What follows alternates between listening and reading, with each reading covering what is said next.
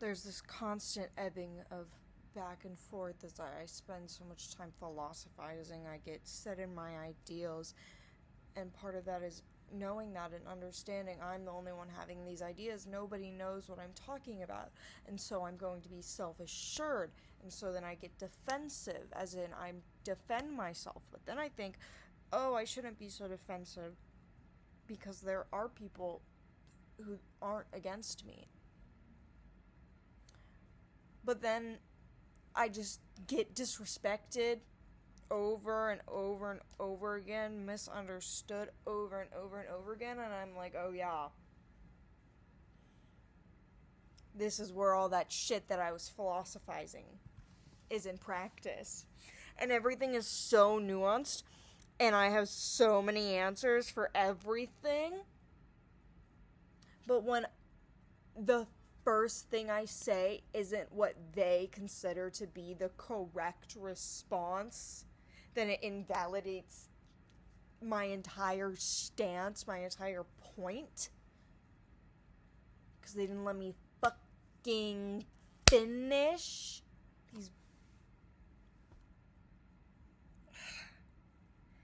When people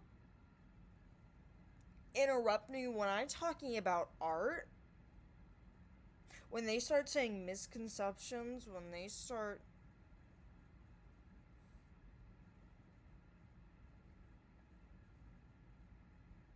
when I'm not allowed to voice my creative opinion, when they start talking about minimalism,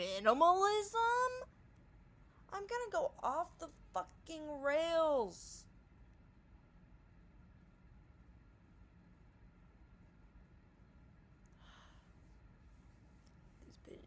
These bitches just keep pissing me off. I don't get no respect, don't get none. That's why I blog. That's why I just talk to myself. Because I have always been the only constant in my life. That and my creative spirit. Throughout everything, I always have art. I got a cat, lost the cat, got lost in the woods, wandered in a marsh, blah blah blah, all that shit. And it just made me realize this. That even if I have everything ripped away from me, I lose everything, I'll always have art. I'll always be able to create. I'll always have myself. And I have a wondrous imagination. People don't understand that. There's so much stuff. It's so hard to explain. Off the cuff, man. About society's norms, why I do all this nonconformity shit. And the capitalistic system, I don't want to be a cog in the capitalistic machine. And my professor's like, I don't want you ending up on the street talking about how great your art is. Well, I'm talking about how great my art is because I love it. I'm talking about the things I love. Who cares if I have a home or not? I'm a fucking artist. That's all I care about. I don't care about an IRA or whatever the fuck. I just want to make art. I don't care where I go. I don't care what I lose. I refuse to give in. Because I've already lost it all before. It's that, that Buddhist teaching, imagine everything in your life burning around you. And how would you feel? Well, that happened.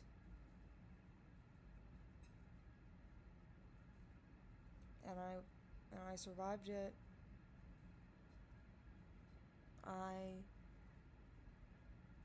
have determination, to say the least.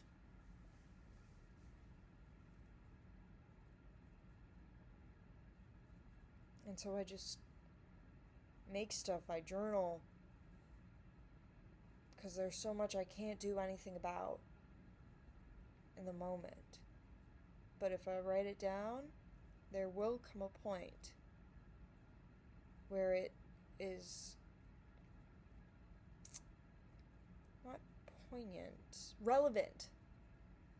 And then I'll be saying this thing.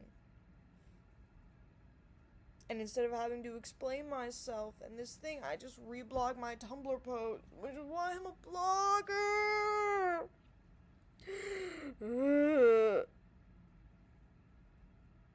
People don't understand. I run a blog.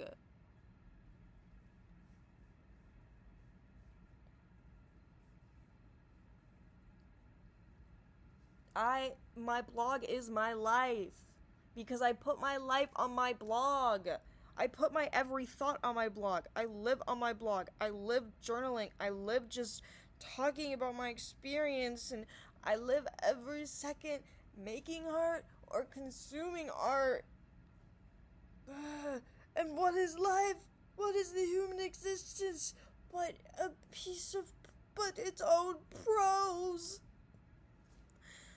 All painters want to be poets, all poets want to be painters. Well, I'm both, and I'm just an insane person. So, that's what happens. That's what happens when you're a poet and a painter.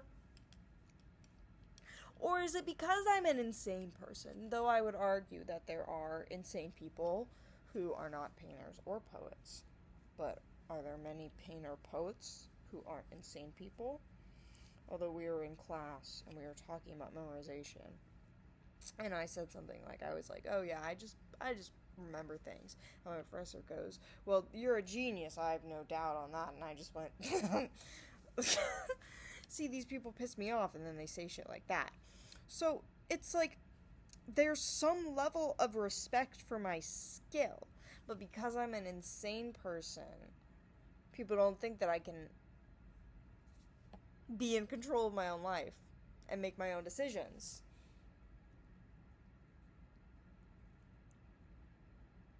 Society don't work for me. I tried, you know, I need it,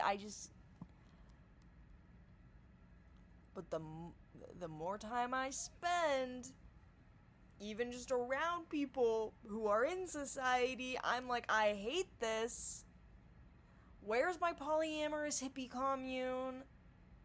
Whatever happened to free love? Polyamory dates way back to the 1960s. Yeah, 1966, Star Trek came out. Kirk Spock McCoy. The earliest traces of polyamory in Star Trek. Daikuhura. And gender non-conforming Chapel on a lesbian date with lesbian Chekhov and bisexual Sulu. That's a Tumblr post I made. And I tell my professor it's all just off the cuff, because if I'm talking about Tumblr, then I'm gonna be able to quote my Tumblr posts, and so I can just say whatever I want. And he's like, no, you need to say the same thing every time. And I'm like, no.